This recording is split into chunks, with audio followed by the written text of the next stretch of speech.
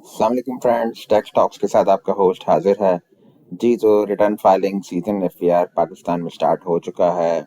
तो I thought कि this is the right time कि हम सैलरीड इंडिविजुअल्स और अपने भाइयों को बताएं कि टैक्स रिटर्न कैसे फाइल किया जा सकता है फॉर टैक्स ईयर 2024।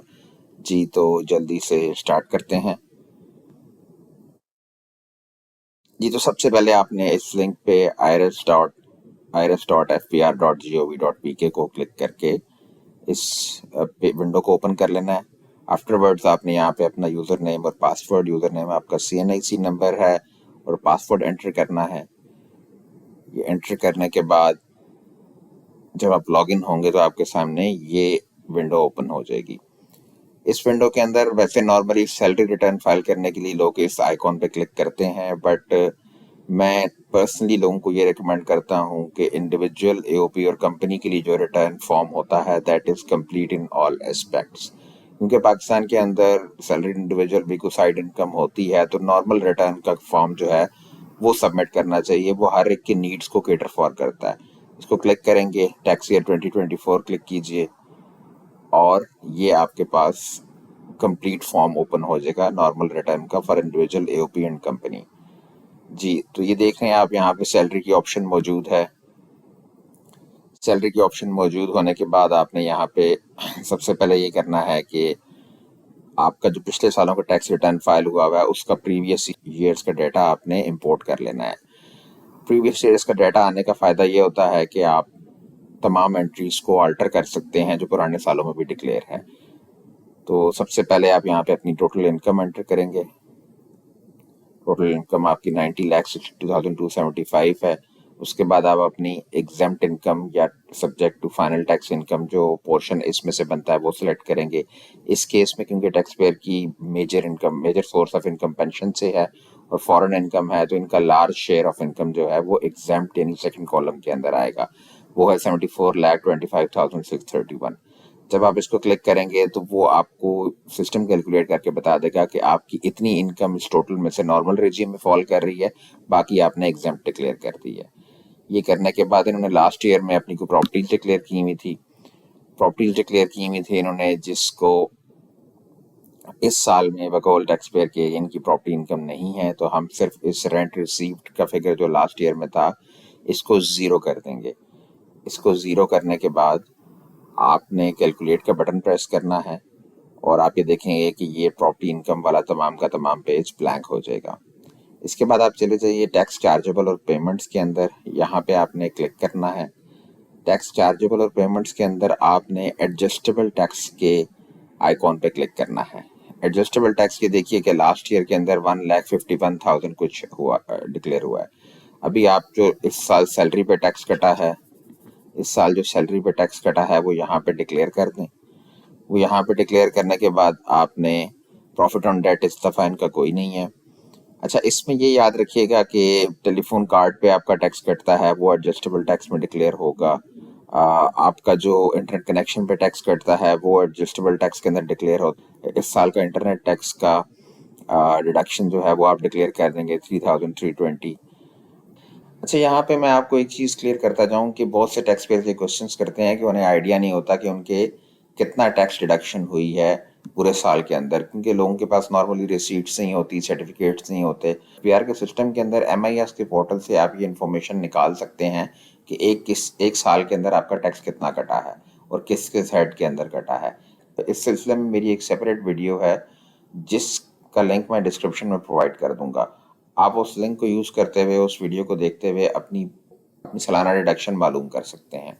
अच्छा, यहाँ पे इस टैक्स पेयर का इस साल के अंदर क्रेडिट और डेबिट कार्ड की पेमेंट पे टैक्स कटा हुआ है वो हम यहाँ पे डिक्लेयर कर देंगे।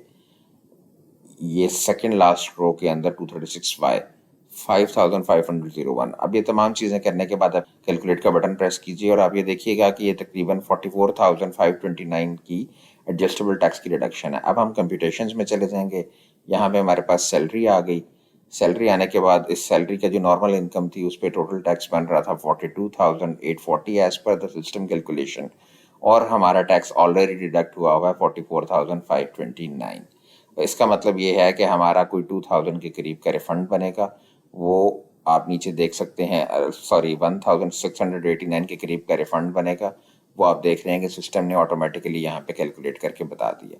अब आप वेल्थ स्टेटमेंट के अंदर चले जाइए। सबसे पहले आपने अपने एसेट्स को अपडेट करना है, अपग्रेड करना है। अगर कोई नया एसेट इस टैक्स पेयर का शामिल नहीं हुआ तो हम सिर्फ पुराने एसेट्स के बैलेंसेस को अपग्रेड करेंगे। तो जी ये इनकी लाइफ इंश्योरेंस पॉलिसी है स्टेट लाइफ की तरफ से। इसका इस साल का एनुअल प्रीमियम हम इस पुरानी अमाउंट में ऐड कर देंगे। ये 2,30,148 हो गया। ये इनका बैंक अकाउंट है, इस बैंक अकाउंट का बैलेंस अपग्रेड कर देंगे हम। नेक्स्ट इनका इसके बाद एक और बैंक अकाउंट है, उसका बैलेंस भी हम अपग्रेड कर देंगे। और ये थर्ड बैंक अकाउंट है जिसके अंदर 21,954 का बैलेंस है जो हम अपग्रेड कर देंगे।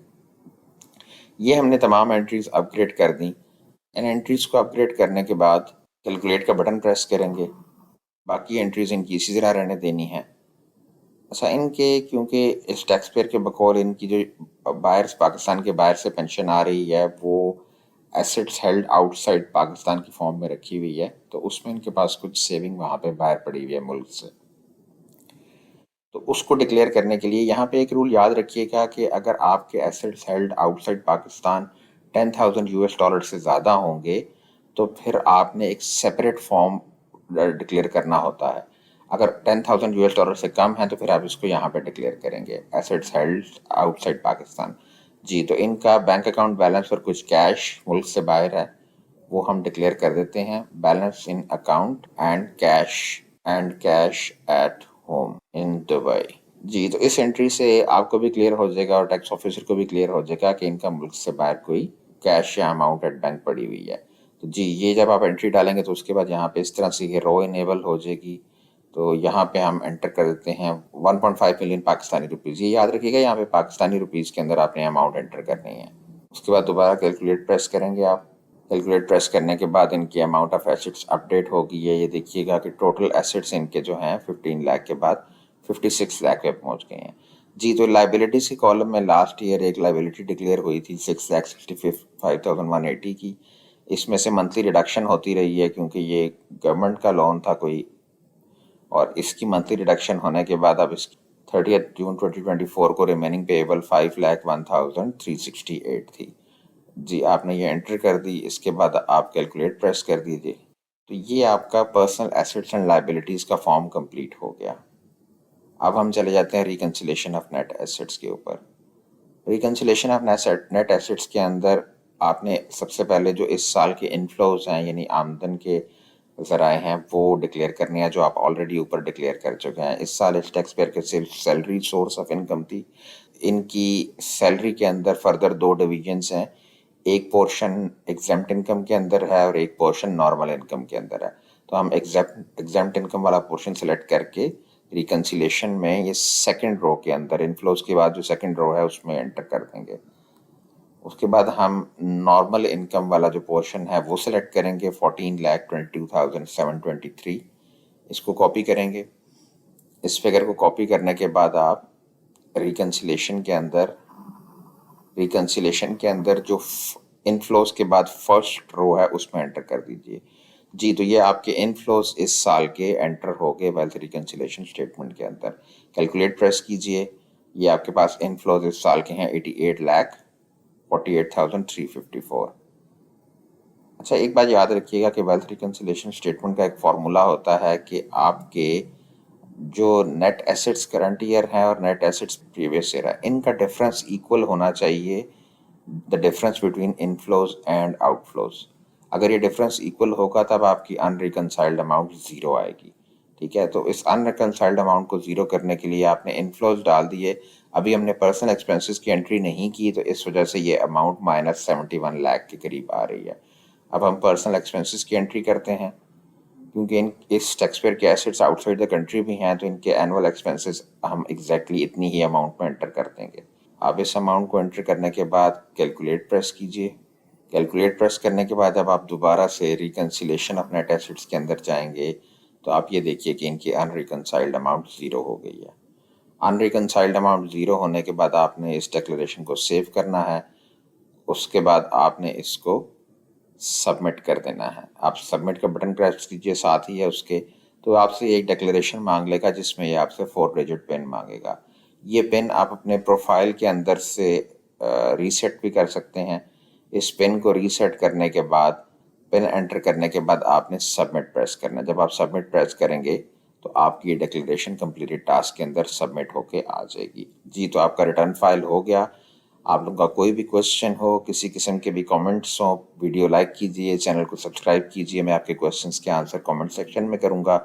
Thank you very much, goodbye, अपना ख्याल रखिएगा, अल्लाह हाफिज़।